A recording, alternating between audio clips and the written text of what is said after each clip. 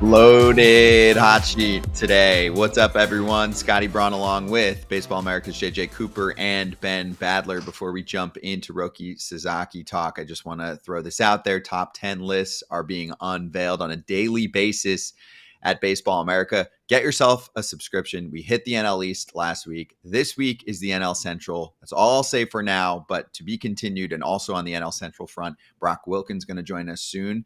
And with all of that being said, let's get to the main event, I think, from the weekend, the first move.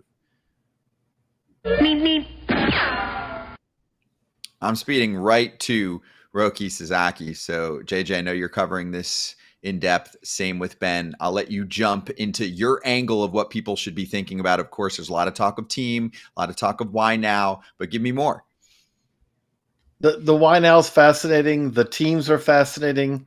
I think that sometimes almost gets kind of lost that when we talk about how good he could be, that I think there was a stretch when he was a 20-year-old that Roki Sasaki was as dominant as any pitcher has ever been in a 2-game stretch, which I'd say that like across baseball period, not for a 20-year-old, not in Japan, like perfect game followed by 8 innings of a perfect game. I can't find any other example of anyone ever doing that. And if you want to talk Johnny Vandermill to me, I'll point out he walked 11 in those 2 games when he had back-to-back no-hitters. But the other question that we seem to keep getting is, well, could you do this to try to get him more money? Or could you name your stadium after Roki Sasaki? Are there ways to kind of be creative on this? And the best answer I can give is no. Like, this is something that I am not, I can't say that nothing could ever happen because you can never say absolute certainty of these things. But MLB has set up these rules, and Ben knows this even better than I do, to essentially try to close off any loopholes, any ways you can't hire a friend of Roki Sasaki's and funnel money that way. You can't offer, promise that you can't even promise that he's going to be on your opening day roster. As much as he will be on your opening day roster, you can't promise that. He's signing a minor league contract. And the best way I can put it is MLB lays out in fine detail all these different ways you can't offer inducements more than a signing bonus. And that's it. But then beyond that, they then say, if there's anything else, by the way, it all fits under this umbrella of you can't offer anything else. So if we don't explain it here, the commissioner can still punish you if you try to go around the rules by coming up with something that we haven't come up with. And if you say, oh yeah, well, has anyone ever been punished for this? Ask the Braves, because the Braves had not just a GM who was banned from the game, suspended. They also had players who were declared free agents. They were penalized and prevented from signing players internationally for more than $10,000. They had bonus pool limitations after that. Like as Ben knows, again, better than I do, this is pretty strict. This is something that really is to make sure that a team signs Roki Sasaki for what can only be described as a truly bargain basement rate. Yeah, and like you said, they're going to get him at a fraction of his open market value. So we'll see whether he signs. We'll see when he signs, right? So he could either sign during the current international signing period, which closes on December 15th, or he could wait until the next international signing period, which opens on January 15th. In between, there's a closed period where there's no signings allowed. So up until December 15th, we're in the current international signing period for 2024. Teams have largely spent most, if not all, of their bonus pool money at this point. Obviously, the Dodgers being the most notable exception, as we've been saying since the start of the year. But on January 15th, everything resets and the new bonus pools kick in. Officially, teams have anywhere from roughly $5 million to $7.5 million in their bonus pools for January 15th. Unofficially, all 30 teams have agreements with players to sign well in advance of January 15th. They line up these deals with players years in advance from Latin America when they're 13, 14 years old. So, you take a player from the Dominican Republic, like a Elian Pena, shortstop for this year. You can say the Mets have a $6.2 million bonus pool, but most of that money is already committed to them signing Elian Pena, who's one of the most talented players in the class, sweet left-handed swing, big power.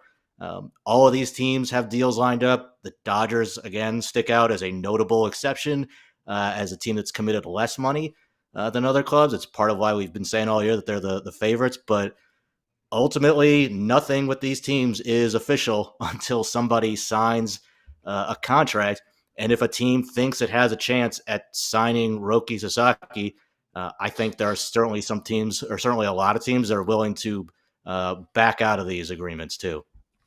Help me out here. So let's bring in this question from Owl. Jackson Churio got paid before joining the show.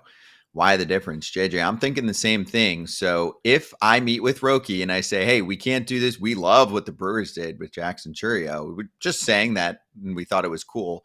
After he does sign, can't they throw a massive extension his way? Eventually, yes. Right away, no. The best way I can explain that is that in Jackson Churio's case, it was clear that that was not an attempt to circumvent the bonus limits. Jackson Churio came in. He played multiple years before he, basically signed that extension. Here's the way that it is written in the CBA.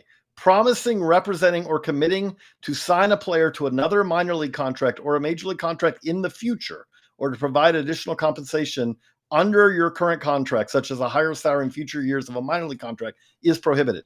So if someone signed Sasaki and then in March said we've signed him to a 9-year deal, that's probably going to get basically vetoed. That's going to be, now if you said 2 years from now, we saw this with Ohtani, you can extend him eventually. This doesn't mean you can never extend him, but anything that in any way appears to be an attempt to get around the bonus limitations is going to be looked at extremely, I would say, skeptically.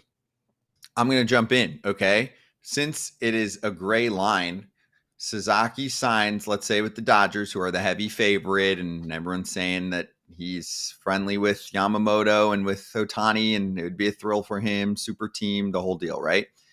He starts the season in the bigs. He dominates for a month. The Dodgers offer him a big extension. What's the line? We don't know what it is, but what's the line? If I'm the Dodgers, I'm going to say, hey, he's pitching like a Cy Young in month 1. We want to lock him up. That's where it is difficult to say where that line is, because now, again, where I say where that line is like, if you are talking, he's going to have to pitch in the big leagues. That part of that line is it cannot happen before then. Now, when is that point where it can happen? That's a great question, because obviously at some point we did see the best example I can come up with on this is actually Kyler Murray. Kyler Murray, if you remember, was an A's first round pick. And then he went off and won the Heisman Trophy because the A's let him play football. In that case, the MLB has also strict rules about you can't sign major league contracts for draftees. In that case, they did offer some indication that they would look comfortably at if the A's came up with an extension to try to retain Murray because he had this other contract sitting out there, that was a possibility and that wouldn't be looked at. But that was a year later. There were some other, situations. You're right. This is all very vague. This is all very difficult to say exactly where that line is. But I would say there is a pretty clear line saying you're going to have to try to make this pitch based on, essentially, think of it like old school, where it's like, look at our facilities, look at our coaches, look at the fit, look at our city, more so than we can offer you more money than someone else. Yeah, it's certainly a gray area. And Ben, I'll also ask to follow up on your international money topic, how this could affect the market. So I'm going to again play to the favorite here. Let's say the Dodgers have committed X million dollars to either signees from this class or the class coming up in January. Does that just mean they're going to call them and say, hey, Sasaki happened, so we're letting you loose, go find some money elsewhere? Yeah, these teams have commitments lined up years in advance, but I think when you have a player like Roki Sasaki who's available, if a team thinks they have a realistic chance at getting him, yeah, they're going to either back out of those agreements entirely or put them at risk. You can say, well, won't that have negative repercussions for that team in Latin America. It will damage relationships. Agents will be less likely to trust you or show you those players. Maybe. I think it'll be uncomfortable for the scouts on the ground, for the Latin American director or an international director. But these are going to be GMs, presidents, owners who are going to be making the call here. If like Buster Posey or Steve Cohen has a chance to sign Roki Sasaki, they're going to go after him and sign him and tell their international department, you guys deal with whatever negative fallout there is in Latin America. I don't care about some 16-year-old shortstop from the Dominican Republic who might get to the big leagues in 4 or 5 years in a best case scenario. I'm signing the best pitching prospect in the world who's going to be in our starting rotation in 2025 at a fraction of what his open market value is. I think most likely Roki Sasaki is going to sign with the Dodgers. So if that happens, this stuff won't make as much of a difference. But if he doesn't, you're going to see other clubs who are going to be willing to break off their agreements from Latin America that they've had in place for years. The other thing I would say with this is if he hasn't signed by January 15th, it will be fascinating to see how many teams sign, have players sign on January 15th or kind of hold off a few days to see, kind of until that decision's made. But the other thing that jumps out here for me as just a fan of baseball, it's nothing against the Dodgers, but I just kind of hope that he doesn't end up a Dodger. And I don't mean that for anything other than the fact that I think for baseball, if Roki Sasaki ends up a Dodger, he becomes yet another star on a team full of stars. Whereas if Roki Sasaki goes somewhere else, there's a chance to kind of add a boost to a market, add a star to a market that isn't already full of stars. The Dodgers winning the World Series and then adding the best available pitcher it's kind of like I wrote a story on it today at BA. It's like Warren Buffett winning the lottery. It's like, okay, that's nice, but they already have everything. What do you get the team that already has everything? Whereas if Roki Sasaki goes to there's a lot of teams where Roki Sasaki would truly be kind of transformative. Again, as a fan of baseball, I would love to see him go somewhere that would be transformative. Yeah, they had 3 starters for the entire postseason, so they're like, we'll use a 4th right here. I'm obviously kidding. I know that there are plenty of starters coming back for them next year, but anyway, that's not the end of this topic. We are ready to bring on our guest here for the day on Hot Sheet. His name is Brock Wilken. He is part of the Milwaukee Brewers system, so let's bring him in. He also just had himself a nice little Arizona Fall League home run derby. Brock, thank you for joining us, man. How you doing? And how was that Fall Stars home run derby? I know you didn't win. You finished in second, but I heard you put on a pretty good show late. Yeah, first off, thanks for having me. It's a cool honor to be on this. Seen a bunch of videos and tuned in a couple times myself. But the home run derby was a blast. It was a special memory that I got to share with a special person, my dad. He was the one throwing to me. And, I didn't end up winning, but it was a pretty cool memory that'll last a lifetime. That's for sure. So Brock, thank you for joining us. Your AFL, you've had kind of a fascinating season, and I say that it kind of had a rough start. If you would kind of explain to people, obviously you kind of had you've kind of had to kind of gut your way through this year, I would imagine, in some ways. But after getting hit in the head. Yeah. So started. This is my first professional full year in pro ball. So my fifth professional game. I took 95 to my left cheek, and it basically fractured and broke every bone from here to my nose, and had to have reconstructive surgery, and it was out probably about, I think I missed 26, 28 games, something in there. Yep, there's a good pick. It was kind of a very traumatic injury, and just trying to get back in the box was something that I don't think I've ever imagined having to do before, or even try to, think about doing. I think was just a non-factor in my head at that point. And even though I did have the kind of softball cage on, there was a lot of at bats, even after, couple months later, there's definitely at bats where I'm like, oh gosh, is he gonna let one go again? And I'm wearing a full protective shield, so I think that's something that kind of hindered me a little bit. And not only that, there were some mechanic issues wrong with that. So kind of stemmed from a bunch of issues, but yeah, just had to had to gut it out and grind it out, and see what happens from there. No, kind of with that, how do you kind of like, it's not that you can just say, okay, I'm going to throw that out. Like, that's an experience you've lived through. I mean, is it just getting at bats? Is it talking to people off the, like, is there kind of a sports performance kind of side of this, in the mental side? Or how do you kind of work through something like that? Because again, that's, you essentially went through, the baseball version of a car wreck. Yeah, no doubt.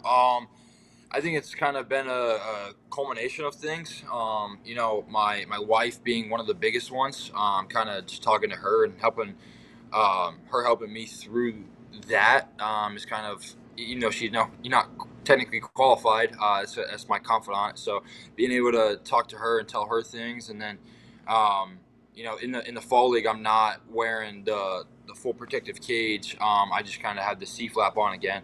I think it's one of those things where it's just time and at bats and just the mindset of like, all right, like, if this freak accident happens again, like it's just gonna happen. Like you just kind of have to get over that fact of getting hit and just kind of stay in there and stay locked in on not only your mental approach but also your physical mechanics that you got to do. I mean, hitting's hard enough. Trying to hit with basically a piece of paper in front of your face of like anxiety is kind of how I would describe it. And that anxiety is getting hit in the face again. So now, if that piece of paper is a little bit lower down by my belt, okay, I know it's in my peripheral, but I know it's not in front of my face. And I know that it's not prohibiting me from going out there and trying to win that at bat. Yeah, Brock, you talked obviously about the mental side of going through all that. What about physically? I mean, what was it like hitting with the cage on your face? I mean, did it affect your ability to see or to track pitches? What was it like physically going through that? Yeah, I think there's definitely some physical aspects to it as well that I don't think are talked about as much. And one of them may being I'm gonna go get a couple eye tests done in the off season because that traumatic injury to the head.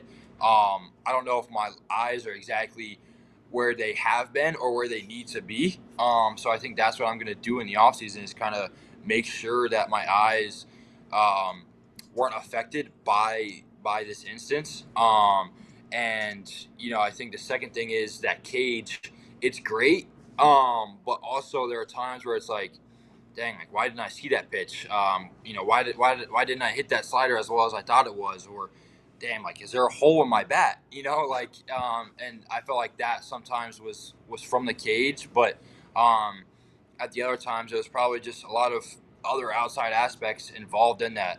But yeah, I think a lot of it was just those couple of things in a nutshell. Also, Brock, though, congratulations. So kind of a big summer another way for you guys, wasn't it? Like, so what is it like being a dad? Yeah, it's pretty special. That's another big life moment that my wife and I shared as well. And it was a super big accident. Wasn't really planned, but I don't think we would have wanted it any other way. And you add that to the whole process of getting hit in the face and recovering and all that stuff. And it's been tough, but I think finding the right person and going through life with the right person, as in my wife, makes it so much easier and so much stress free. There have been times where he hasn't been sleeping great, and she'll be like, all right, she takes him out into the other bedroom for a couple of hours, just so that I could get some rest, which I told her, I didn't need it, especially coming towards the end of the year. But that's just the type of person that she is. And it's a super big blessing. And, I'm just proud to be a dad. Well, congratulations again. And also just going back to the incident for a moment, whoever did the reconstruction nailed it. I mean, dude, if I talked to you, and obviously we know the story, but if I talked to you, I would never know. And it happened so recently too. They did a great job. I don't know if you have the place or the surgeon or whoever in mind, but I'm sure you're pretty proud of the results, right? Like, dude, I mean, we're looking at you. This is a show that has video, and you really can't tell. Like, you don't even have the stitches, nothing. I mean, the scars, nothing's really showing here anymore, huh? Yeah. Yeah, no, she did a really good job. it was one of those things where, I was kind of messing with my wife. I was like, hey, I'm not sure what I'm going to look like afterwards. So, I don't blame you if you want to get out of here. Just kind of messing with her, but no, she did a really good job, and you honestly can't even really tell. They ended up like it's kind of a little graphic, but they went like through my nose. They cut right here, and they went through my nose to kind of reconstruct all these bones in here. And yeah, I mean, she did a really good job. I'm really impressed. So thankful for her as well. It was no complications from it. Everything went really smoothly, and yeah, I mean, she did a great job. Yeah, that's great news. All right, so then back to a baseball question for you. Can you describe what you feel like are your best attributes on the field right now? Anybody that you like to watch, whether it's growing up or in the game right now, to just give people a little more of a sense of what you're all about as a player? Yeah, I think first off, like I love to hit. That's kind of been my calling card all the way through. And this year, wasn't so much as my hit card as it was on my defense. That was one thing I really prided myself on. Was like, all right, like I got to show a lot of these people like I can stick at the hot corner and play there in the big leagues, because that's ultimately where I want to get to. So that was kind of the biggest thing for me was, even though I wasn't producing as I wanted to at the plate, like I still had to go play defense and make it up on defense, basically. And that's kind of what I prided myself on throughout the years. Like, all right, even though hitting's not going as I want to right now, like I still got to go play really good defense. And I feel like I did that really well this year. So I think those two things, keeping them going throughout the offseason and into next year, just continuing to build on those things and be consistent at both, is going to make me that much better. Brock, kind of along those lines, looking ahead to next year, looking at the offseason, I know you're not done yet. The Arizona Fall League, it's not done, although it's kind of getting close to the end. What is it that you kind of like heading into spring training? Where is like, okay, you're going to have this kind of tumultuous year behind you. What is it that you want to be like when you hit the ground running in spring training? Like, hey, I'm going to be better at this. That's a good question. Be better at just kind of everything. It was such a tumultuous year, like you said. Just kind of getting back to where I was in spring training. I felt really good. I felt really prepared coming into spring training. I played well in spring training. I felt really good going into the season. So I think just getting back to that point of feeling good again, not having that anxiety or that pressure of like getting hit in the face, or just, getting hit in general. And I think kind of getting that out of the way is going to be huge for myself moving forward and continuing on into spring training. Well, Brock, finish strong here in the AFL, and then we'll be following you leading up to spring training. Thank you so much for joining us. Good to see you, and have a great holiday coming up too. Yes, sir. You guys too. I appreciate you. Thank you. Appreciate you. Brock Thank you. Wilken with us from the Brewers organization on Baseball America Hot Sheet. That was awesome. All right, so we're going to step aside. We're going to say bye to Ben. Geoff's going to come in to help us lead the way with the rest of the National League Central. Be right back. Looking for recipes to bring the autumn feels? Hello, have you tried HelloFresh yet?